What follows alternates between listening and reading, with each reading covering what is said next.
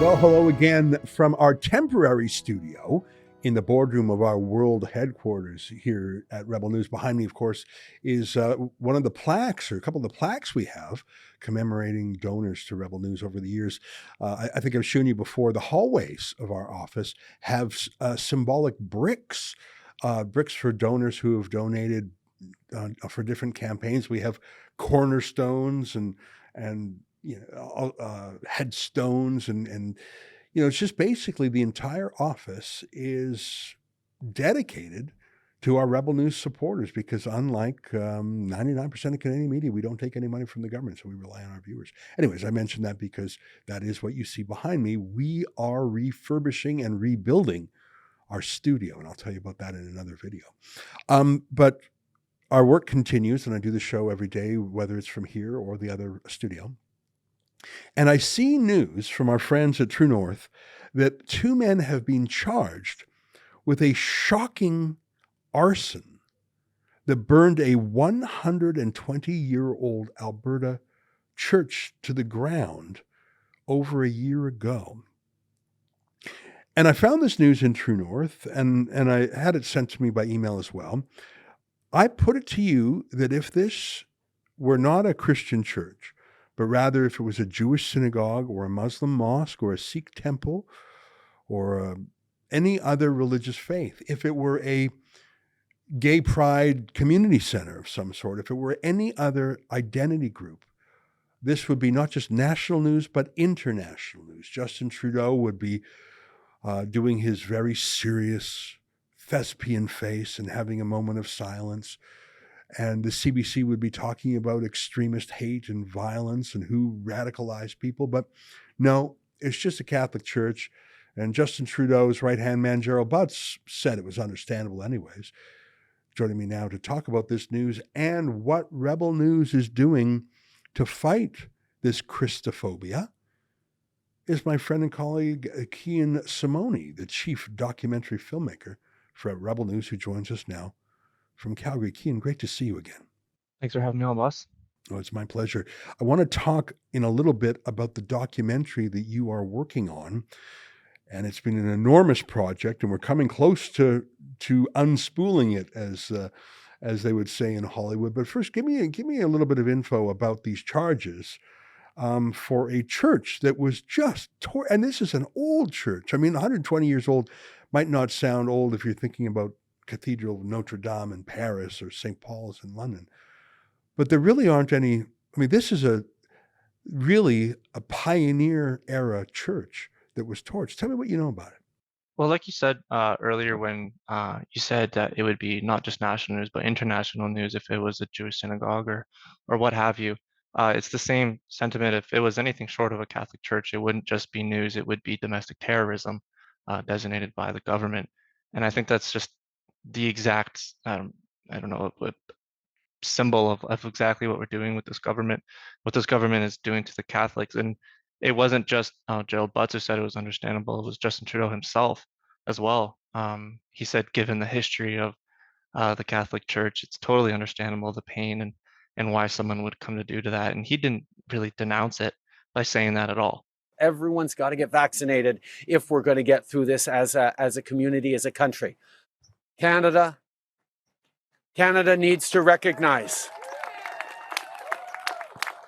that the shame of our past is echoed today in continuing injustices, intolerance, and unfairness towards Indigenous peoples. You talked about Canada's last wrongs, the past things they haven't done right. When will you speak out about the 20 vandalized churches? They're burning churches and vandalizing them, and you're not calling it a hate crime. Sir, will you acknowledge religious persecution of Abrahamic faiths in Canada? Your job is...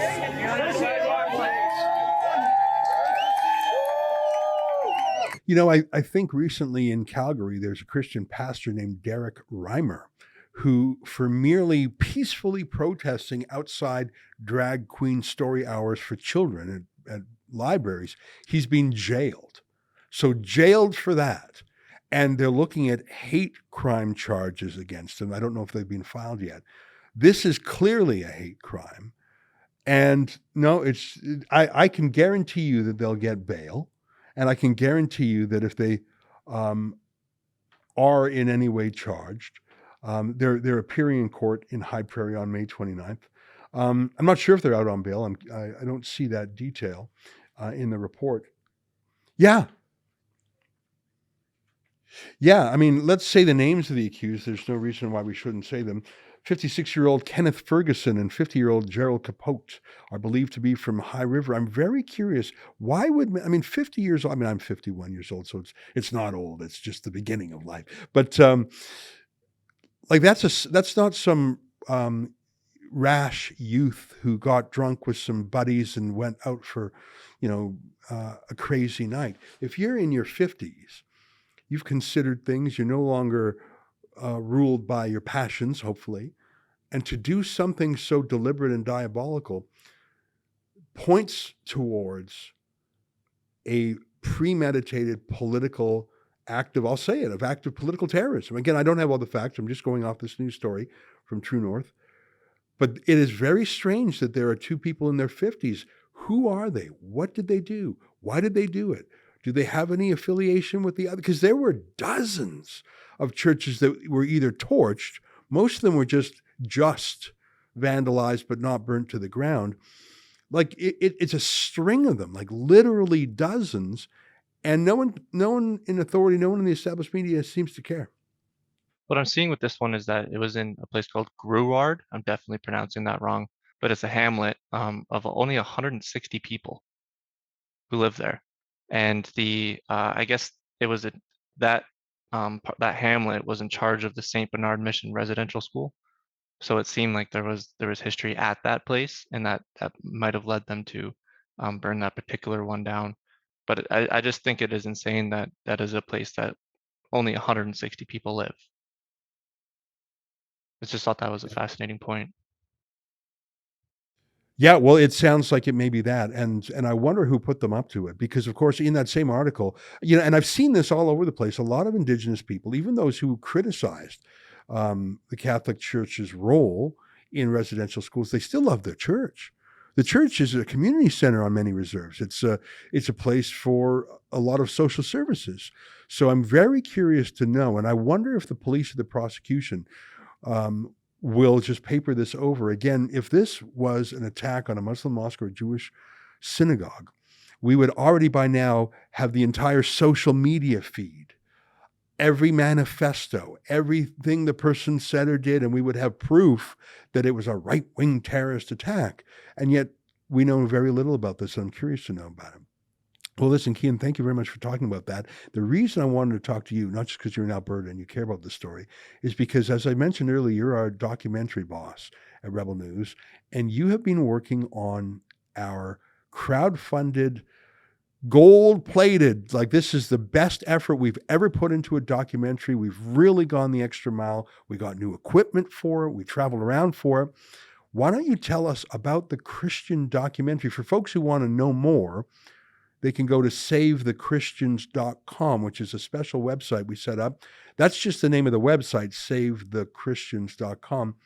Kian, why don't you tell me about the name of the documentary that people can find there, the status of it, some of the work you've been doing with it, who's the narrator, the host of the doc, and what's your rough sense of timing of when that documentary will... It's a lot to cover, boss. So the name is Church Under Fire, Canada's War on Christianity. I'm actually doing it with Sheila. We traveled Canada last month, probably about 3 weeks on and off of going to all the pastors around Canada who either had hefty fines or were jailed for opening their church during COVID-19. The documentary itself, it kind of opens up of the last, I'd say 9 or 10 years of Justin Trudeau's. It's more focused on Justin Trudeau's war on Christianity. So we kind of do a little layover of that, and then we go into, I believe it's 7 pastors who agreed to come on and tell their story of, what's their congregation like, what's their church like, what made them make that decision. And I won't spoil too much, but it was tough to edit because all their answers were the same. And these pastors aren't pastors who talk to each other. It was all the same. And so telling a story for an hour and a half when everybody's saying the same thing, it was a big challenge, but it was so fascinating because we asked the same pastors the same questions, because whether it's Henry Hildebrandt in Ontario or Artur Pawlowski out here in Calgary, everybody's so different. Yeah. They're completely different people, completely different pastors and completely different congregations. So why did they make that decision? And it was such a fascinating thing. Mhm. I forgot your last two questions there. Where's the Well, status of it? yeah. How's it I could coming talk. along? Yeah, so we just got picture locked, which is a fancy nerd word for all the edits are done. So I have Mm. the whole story laid out, and right now I'm color grading it. So it's basically just adding, when we shoot it in RAW, it kind of comes out looking dull, and then I would add in some skin color and stuff like that. Actually, I have a pretty cool story about that if you care to hear. It's Sure. I think our color people are grading. curious how Yeah, movies are yeah. made, and I myself am sort of new to it. So yeah, tell us what color grading is. Well, tell So us the cool story. the cool story of color grading is actually my least favorite part about filmmaking. It was, at least. It's hard. It takes a lot of time and effort to make sure that you have the shadows and the blacks and the whites, everything correct. So it was 2 days ago when I first started color grading, where I was just kind of getting it all put into play, kind of see what kind of vibe I wanted. And I had this beautiful cinematic like color. It looked like straight out of a Marvel movie or something, and my finger slipped, and I put on this weird hazy glow by accident, and I just sat there and looked at it. It had to have been 5 minutes, where it looked like it was a dream. It looked like it was like a bad dream, and then I kind of just started applying that to everything.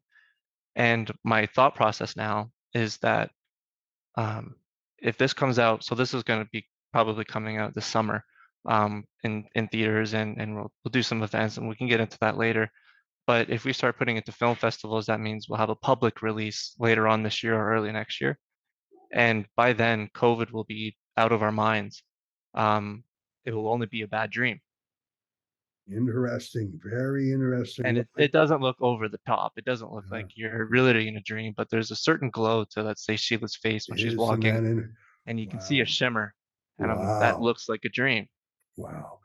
Well, I'm very excited. I know you've put a lot of effort into it, and Sheila Gunn Reid is the narrator of the documentary. Is a perfect fit. Of course, she's been on that issue really since the beginning. And this whole effort, you mentioned you travel the country with Sheila, talking to different pastors. This really is a crowd-funded effort, because there's no other way you would produce a film like this. The CBC would never produce a film like this. They would produce a film championing the police who shut down the churches. They wouldn't take the side of the churches. And other people may try and do this, but we needed the dough to do it right. And we explained some of those costs. And folks can learn more about that. And by the way, I think we still have our crowdfunding page open at savethechristians.com. And if you go there, you'll see there's some neat things. If you chip in a certain amount, you can get a credit in the film. And if you chip in a certain amount, you can, there's fun goodies there to make you part of the team. And I think is a really good way to do a documentary, because we wouldn't have the budget otherwise to do it. So listen, great to catch up with you. I'm excited. That dream feeling sounds very interesting. You piqued my curiosity. And it is true. We are planning to release this. Like, the whole idea was to do a theater quality, Netflix quality movie, and try and get this thing seen by a wider distribution than merely what we put on YouTube and Rumble every day. And I'm proud of what we put on YouTube, Rumble, Twitter, Odyssey, the other channels we're on. But the idea of doing something that's really Hollywood level is a stretch for us, and we'll see if we can do it. And you're the right man to achieve that for us. Kian, great to catch up with you. Thanks for the heads up about these charges in High Prairie. We'll have to check that out. And I can hardly wait to see the movie. Thanks for having me on, Ezra. All right, my pleasure. There you have. That was an excerpt from the Ezra Levant Show. I'm Ezra Levant. Every weekday, I do a monologue about the topic of the day. Then I interview a fascinating guest, either in studio or via Skype. And then I read your mail, whether it's fan mail or hate mail, which is sometimes even more interesting.